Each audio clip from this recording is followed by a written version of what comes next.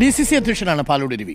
പക്ഷേ എങ്ങനെയാണ് ഒരു പ്രാദേശിക നേതാവിനോട് പാർട്ടി സംബന്ധമായ കാര്യങ്ങൾ അയാളിൽ ഒരു ആത്മവിശ്വാസം ഉയർത്തുക എന്ന ലക്ഷ്യത്തോടു കൂടിയാണ് സംസാരിച്ചത്. പക്ഷേ കേട്ടയാളത് പുറത്തുവിട്ടു. അതാണ് നമ്മളും ഇന്ന് പുറത്തുവിട്ടിരിക്കുന്നത്. പക്ഷേ അതിൽ പറഞ്ഞ് ശ്രദ്ധേയമായ ചില കാര്യങ്ങളുണ്ട്. കോൺഗ്രസ് പാർട്ടിയിലുള്ളവർ BJPയിലേക്ക് പോകും, എടുക്കാച്ചരക്കായി മാറും എന്നൊരു ആശങ്ക DCC അധ്യക്ഷൻ തന്നെ ഒരു തദ്ദേശ അല്ലെങ്കിൽ ഒരു പ്രാദേശിക നേതാവിനോട് പറയുകയാണ്. പാർട്ടി പ്രതിരോധത്തിലാവില്ലേ? പാർട്ടി പ്രതിരോധത്തിലായോ വെട്ടിലാക്കി എന്നുള്ള കാര്യത്തിൽ ഒരു സംശയവുമില്ല. വെട്ടിലാക്കിയെന്ന് പറയുമ്പോൾ ഇതെപ്പോൾ നടന്ന സംഭാഷണമാണെന്നറിയോ? ഏപ്രിലിൽ നടന്ന സംഭാഷണമാണ്. ഏപ്രിലിൽ ഈ സംഭാഷണം നടന്ന ശേഷം അതേപടി ഓഡിയോ കോൺഗ്രസ് ഗ്രൂപ്പുകളിൽ പ്രചരിക്കുന്നുണ്ടായിരുന്നു അത്രേ. അതിൽ നിന്ന് ഒരു അടർത്തി മാറ്റിയ ഭാഗം ഇപ്പോൾ പ്രത്യേകമായി മാധ്യമങ്ങൾക്ക് ഇട്ടുകൊടുത്തതാരാണ്? ഇതിപ്പോൾ CPM-ഓ BJP-യോ ഒന്നും ചെന്നിട്ട് ഈ ഗ്രൂപ്പിൽ നിന്ന് എടുക്കുന്നതല്ലല്ലോ. അപ്പോൾ അവരിൽ തന്നെയുള്ള ആളുകൾ തന്നെ ഇത് ചെയ്യുന്നതാണ്. അപ്പോൾ ഇനിയൊരു പുനഃസംഘടനയിലേക്ക് കടക്കുമ്പോൾ DCC പ്രസിഡൻ്റായി അദ്ദേഹം തുടരരുത് എന്ന് ആഗ്രഹിക്കുന്ന ഒരു വിഭാഗമാകാം.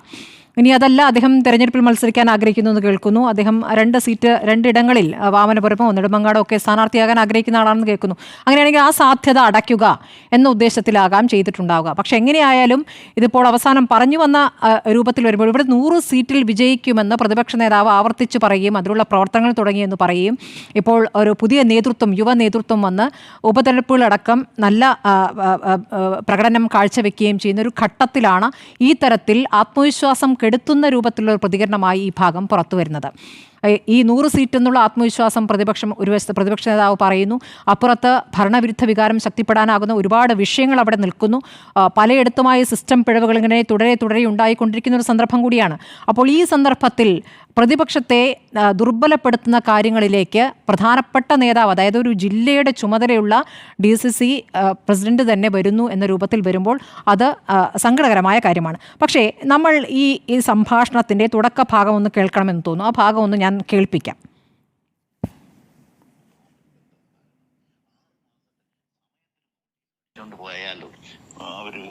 ഇല്ല, അത് നടക്കൂല. അന്ന് ഞാൻ എന്റെ കാലുവെയെങ്കിലും എല്ലാ വീടിലും ഏതാണ്ട് 245 വീട് ഞാൻ കയറി ഇറങ്ങിയവനാണ്. എന്നാൽ ആള് വരും.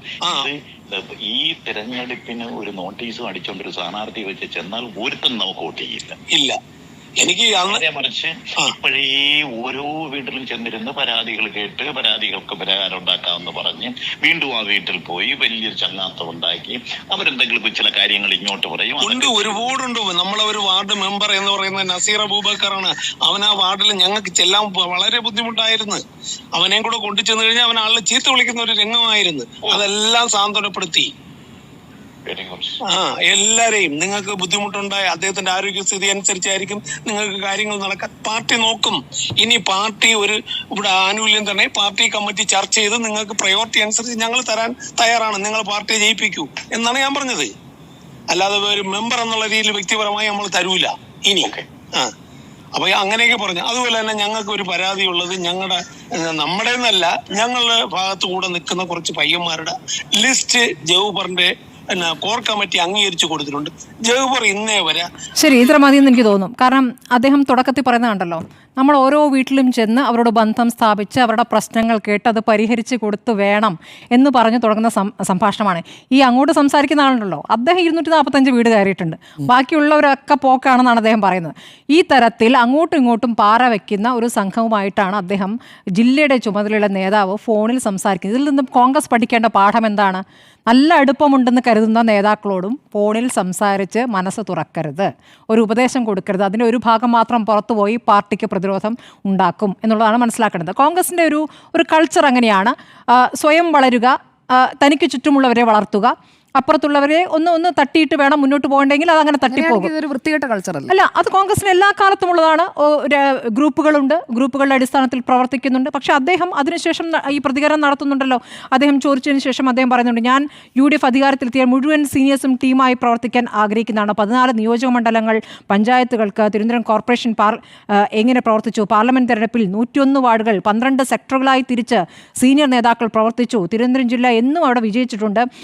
എന്താണ് എന്താണ് 1546 വാർഡുകൾ പുനഃസംഘടനയ്ക്ക് മുമ്പായിരുന്നു. 182 മണ്ഡലം കമ്മിറ്റികൾ, 28 ബ്ലോക്ക് കമ്മിറ്റികളൊക്കെ പുനഃസംഘടിപ്പിച്ചു എന്ന രൂപത്തിലൊക്കെ അദ്ദേഹം പിന്നീട്, അതായത് ഈ വിവാദം ആയതിനു ശേഷം അദ്ദേഹം നടത്തുന്ന പ്രതികരണമാണ്. ഇങ്ങനെയൊക്കെ പ്രവർത്തിച്ചിട്ടുണ്ട് എന്ന് പറയുന്നു. കോൺഗ്രസിനെ സംബന്ധിച്ച് പ്രതിരോധത്തിലാകുന്ന ഭാഗമാണ് ഇപ്പോൾ പുറത്തേക്ക് വന്നതെന്ന കാര്യത്തിൽ ഒരു തർക്കവുമില്ല. കാരണം ഇവിടെ 100 സീറ്റ് കിട്ടും എന്ന് പ്രതിപക്ഷ നേതാവ് ആത്മവിശ്വാസത്തോടെ പറയുന്നു. ആ കണക്കുകൾ AICCയുടെ മുന്നിൽ വെച്ചിരിക്കുന്നു. അവിടെയാണ് ഇവിടെ 60 മണ്ഡലങ്ങൾ BJP അങ്ങ് പിടിക്കാൻ വരുന്നത്. നമ്മൾ 3-ാം സ്ഥാനത്തേക്കാണ് പോകുന്നതെന്നാണ് പറയുന്നത്. അപ്പോൾ എന്താണ് ഈ ആത്മവിശ്വാസം പുറത്തേക്ക് കൊടുക്കുന്നത്? അവരെ ഉണർത്താനാണെങ്കിൽ ഈ ഭാഗമാണോ പറയുക? ഈ ഒരു ഭാഗം ഒഴിവാക്കാമായിരുന്നല്ലോ. തുടക്കത്തിലുള്ള ഭാഗം നമ്മൾ കേൾക്കുമ്പോൾ അതിന് തുടർച്ചയായിട്ടും ഈ പറയുന്ന ഭാഗം പറയേണ്ട കാര്യമില്ലെന്നേ. അതും തനിക്ക് താഴെയുള്ള പാർട്ടി സംവിധാനത്തോട് ആ രൂപത്തിലല്ല പ്രതികരിക്കേണ്ടത്, നിർദ്ദേശം കൊടുക്കുകയാണ് വേണ്ടത്. അവിടെ അദ്ദേഹത്തിന് പിഴവ് പറ്റിയിരിക്കുന്നു എന്നുള്ളതാണ്. അല്ല അങ്ങനെയല്ല ഞാൻ അതിനെ പറയുന്നത്. അങ്ങനെ വന്നാൽ നമുക്ക് അങ്ങനെയാണ് സംഭവിക്കുക എന്നാണ് പറഞ്ഞത്. അതിൻ്റെ തുടർച്ചയായി കേൾക്കുമ്പോൾ അങ്ങനെയാണ് മനസ്സിലാവുന്നത്. പക്ഷെ എന്തായാലും ഇത് കുഴപ്പമായി, അത് പാർട്ടി ഗൗരവത്തിൽ കാണുന്നു. അതുകൊണ്ടാണ് ഇപ്പോൾ അധ്യക്ഷൻ തന്നെ പറഞ്ഞിരിക്കുന്നത്. AICCയെ അറിയിച്ചിട്ടുണ്ട്. അതിന്മേലൊരു എന്തായാലും നടപടി ഉണ്ടാകും, ഉറപ്പാണ്. ആ കാര്യത്തിൽ നടപടി ഉണ്ടാകും. ഇതൊരു പാഠവുമാണ് കോൺഗ്രസ്സുകാരെ ഇത് ചിരിക്കാൻ തോന്നുകയാണ്. കാരണം വെച്ചാൽ ഇതൊരു അവസ്ഥയാണ്, ഒരു പാർട്ടിയുടെ അവസ്ഥയാണ്.